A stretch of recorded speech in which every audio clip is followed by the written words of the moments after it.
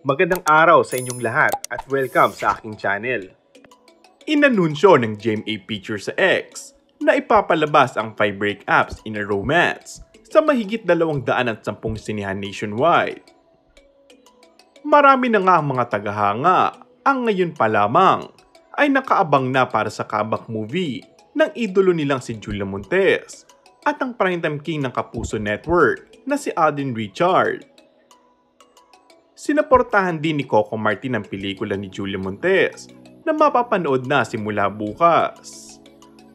Nagpost ang aktor sa kanyang social media account na ngayon pa lang ay sigurado ng marami ang bibili ng tickets para sa pelikula.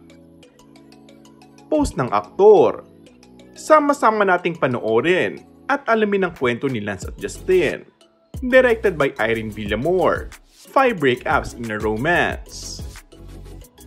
Totoo talaga ang kasabihan, action speaks louder than words, dahil maski hindi nakikita ngayon na magkasama ang dalawa, ay ramdam naman ang suporta nila sa isa't isa.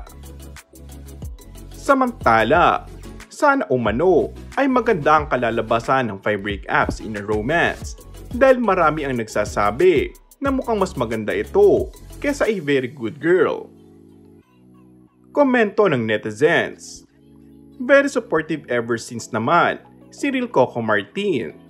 Grabe na talaga, may nanalo na. Always support my Coco Jules, the power of couple. Wow, supportive husband. Support din kaming mga fans dyan. Pero hoping din, sana may comeback movie din po kayo ni Julia Montes. Waiting din ng Coco Jules fans. And that's all for our today's video. Kung bago ka lang sa akin channel ay mag-subscribe at pindutin na rin ang notification bell.